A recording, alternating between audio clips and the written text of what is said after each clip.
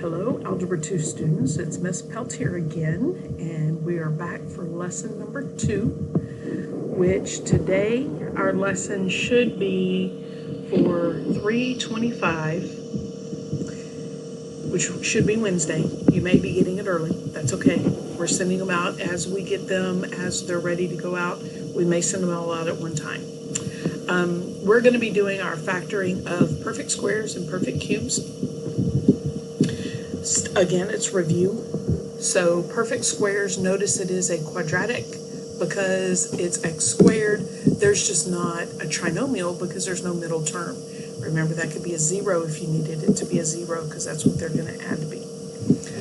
When we factor, if it's helpful for you, I know my visual people, you've gotten used to seeing the two parentheses, so you can certainly do that.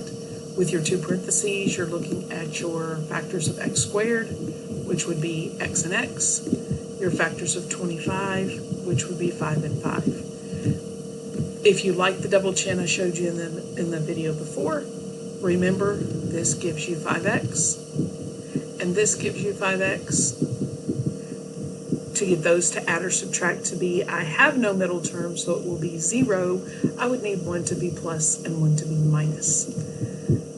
And remember, double chin, you could erase these so nobody even knows that you did it. Some of you already know that it's going to go straight to a plus and minus. Beautiful, perfectly fine. You know how to factor those, okay? Sometimes we have more coefficients and more things. What we're looking for is that these are perfect squares. 9 is a perfect square and 49 is a perfect square, and so are their variables. If for some reason they weren't, but you could take out a common factor first and make them perfect squares, don't forget to look for that. But we don't. We're both perfect squares, so we're ready to go. My perfect square of 9a squared, I'm going to have 3a and 3a. And then with 49b squared, I'm going to have 7b and 7b. And we know since we need to get a 0 in the middle, one's going to be plus and one's going to be minus. So don't let those trip you up. Those are pretty easy if you remember those little things that you need to remember. Okay? Now, our perfect cubes, you may have forgotten. In case you have, I'm going to refresh your memory just a little bit. First, with our sum, notice they're both perfect cubes, a cubed and b cubed. They could be numbers or they could be variables. Whatever is being cubed, we'll say is our a, and whatever is being cubed on the second one, I'll do it in blue, we'll call that our b. So we're going to take those two basic numbers, which we call our bases. The base of our first cube is a, so it's going to go first in our small set of parentheses. I tell my kids it's a small set of parentheses and a large set of parentheses, because the first set will have 2 things, the second set will have 3 things or terms. So in the first set, my first term is whatever my base is for my first number and whatever the base is for my second number, which in this case is a b. In the large set of parentheses, the first term will come from my first term, and I'm going to take whatever that base is and I'm going to square it. And I like to go to the back to the last term, and I'm going to take whatever that base was, in this case it's a b, and I'm going to square it. And then in the middle, I take those 2 base terms, a and b, and I simply multiply them together. Now, all of that will work the exact same way with our minuses. We're still going to have an a and a b. We're still going to have in the large set an a squared, and at the back, a b squared. In the middle, we're going to have an a times a b, whatever happens to be there. Now, for our signs come from whatever sign is here. And how we determine our sign, whatever this sign is, this one will be the same. So this one will be plus. For our subtraction one, it would be a minus. They're the same as whatever it was over here. So plus to plus, minus to minus. In our second set, notice we have two signs. This one's the same.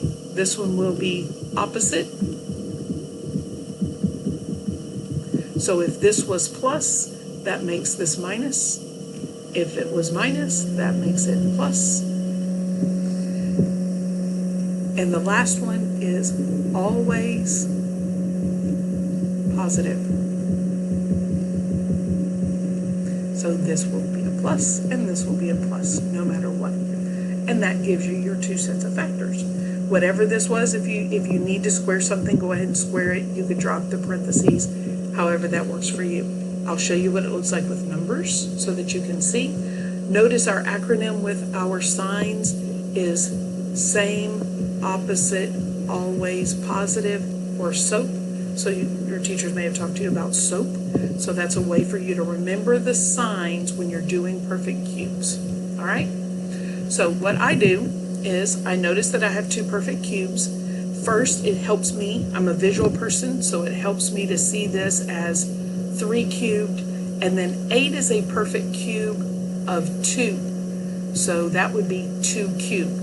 I like to write it this way so that I can see those two bases, okay? Now, when I do that, first thing I do is I draw my parentheses. I know I have a small set, and I have a large set, small and large, 2 and 3. So we start with the first one. My base is an X. I put an X here. For the second one, my base is a 2, so I'm going to put a 2 here.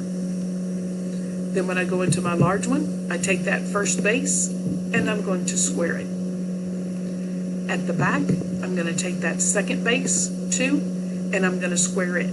So 2 squared is 4. And in the middle, I take those 2 bases and I'm going to multiply them together. 2x. And then we do our signs. Same, it's a minus, so this is a minus. Opposite, that would make this plus, and this will always be plus. And that is your factorization of x cubed minus 8. Now sometimes we have a little bit bigger. We have more coefficients in front. This is where it really helps to see it written again. So notice 27 is a perfect cube. It's a perfect cube of 3. So we could write this as 3a, and notice I'm going to put it in parentheses cubed so that I take that whole thing as my first term. 64 is also a perfect cube. It is the perfect cube of 4. So this would be 4b cubed. A small set of parentheses and a large set of parentheses. Now I'm going to take an extra step so that I don't lose you along the way and filling everything in. So notice I start with my 3a. That first term, I do a 3a. My second term is my 4b. And it fills in just like that. The base is exactly as is, no change. Then I take that first term again. Now your parentheses become important because I want to write that down as a 3a squared. And same thing with my b. I want to take that 4b and I want to put it in parentheses and square it. In the middle, I will take that 3a, put it in parentheses, and my 4b, and put it in parentheses. That's to help me to remember to multiply those together. I can do my SOAP, same, my sign is plus, so this will be a plus. Opposite, it will be minus, and always positive. And then I always clean it up because you don't want to leave an answer to look like this. So this would be 3a plus 4b times 3a squared is actually 9a squared because 3a times 3a. When I multiply these together, that gives me a minus 12ab. And at the end, 4b times 4b gives me a plus 16b squared. And that's what my final factorization should look like. Okay. Now, sometimes our numbers might get a little bit bigger. If I notice I have a 3 and I have a 375. Well, 3 is not a perfect square. I can see that right off the bat.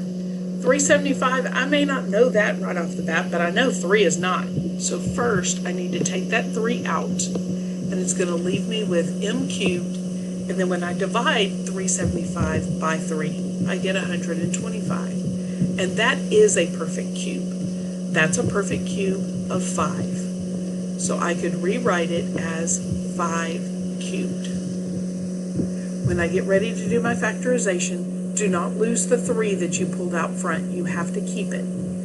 You will still have your small set and large set. And then we can fill everything in just as we did before.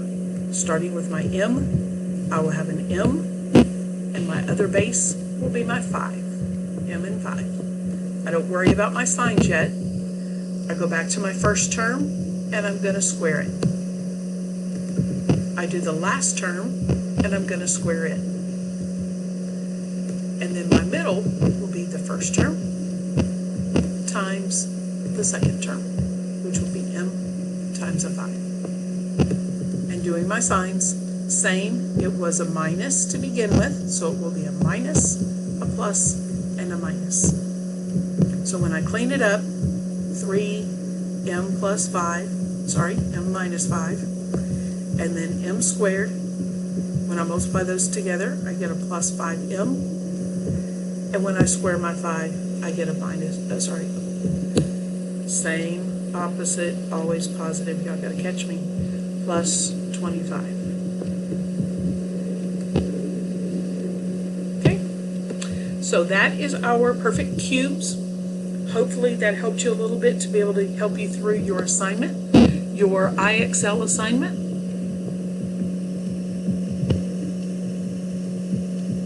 Will be A2 for Algebra 2, and then you're going to do I.6. That will be your assignment for IXL.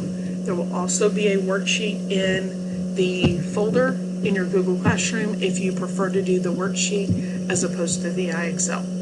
Keep in mind on these, sometimes IXL only has you do one set of parentheses or the other set of parentheses. You're not necessarily always filling in the same thing. So don't forget, tune in to our Google Hangouts at 9, 11, 1, and 2. If you have questions, make sure that you let us know. You can email, you can send messages through your Google Classroom that will go out to everybody so that everybody can see those responses, as well as you can get your questions answered on Google Hangout. So I will be doing our next one on the 27th. So good luck and stay safe.